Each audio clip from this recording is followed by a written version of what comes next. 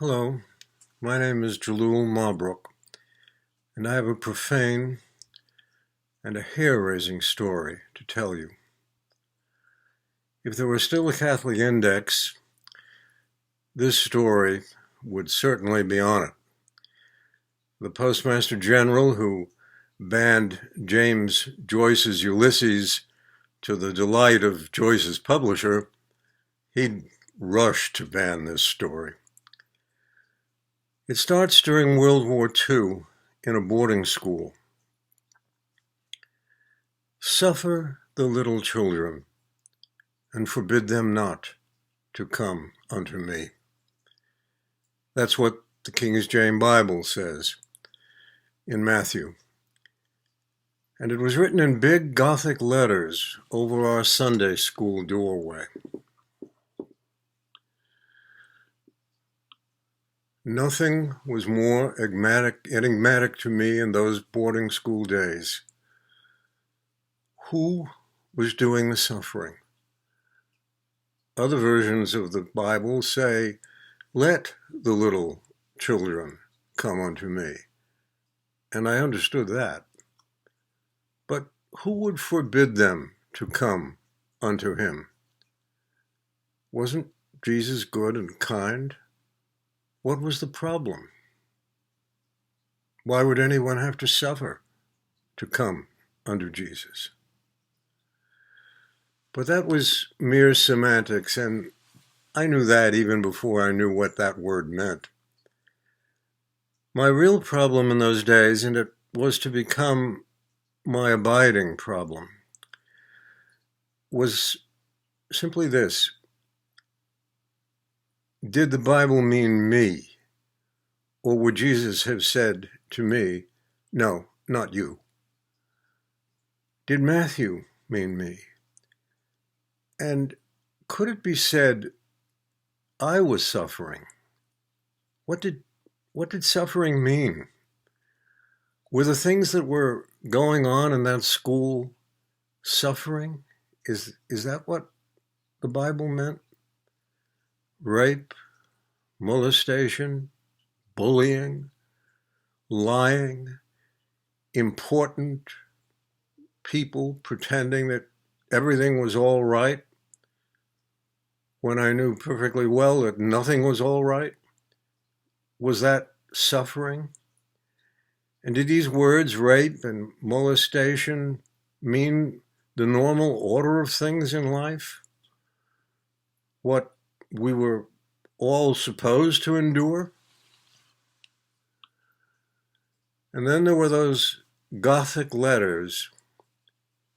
World War II was raging on. We had the newsreel, The March of Time, to tell us that. And Gothic letters were associated with Nazi evil. So if I entered that door with my starched collar every Sunday, with those letters hanging over it, was I entering a world of evil, or was I leaving it? And what was bad about evil? Or for that matter, what was good about good? If Jesus saw me, would he instantly know what was going on? Was it my fault? Would he save me from what was going on because it hurt and it scared me?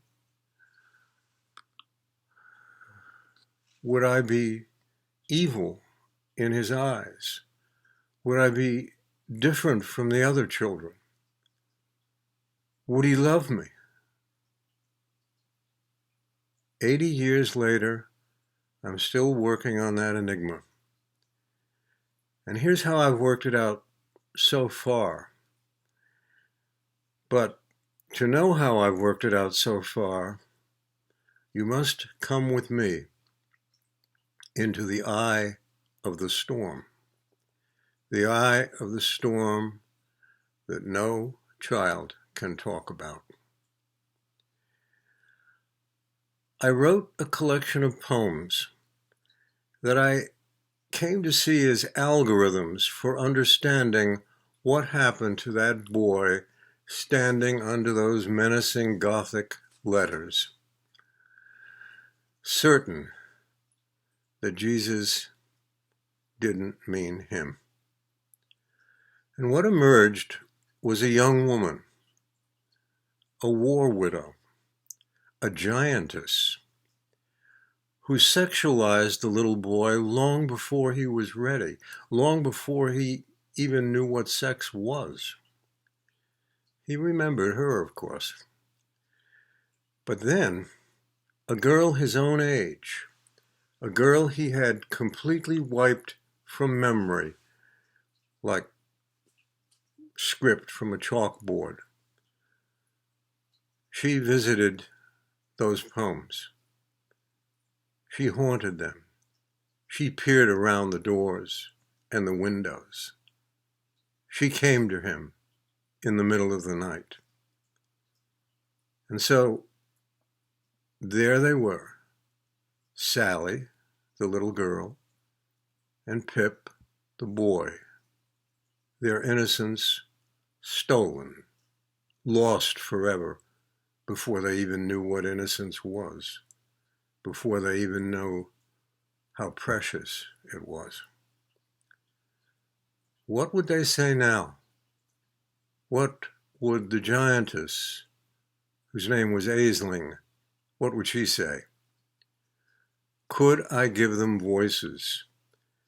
And in what circumstances would I give them voices? How would they meet? I called the poems Sailing Her Navel because I envisioned Sally and Pip setting out in a fragile paper boat in the giantess's navel, a sea of tears. What would she say? Could I possibly give Aisling a voice? Could I even begin to understand her behavior?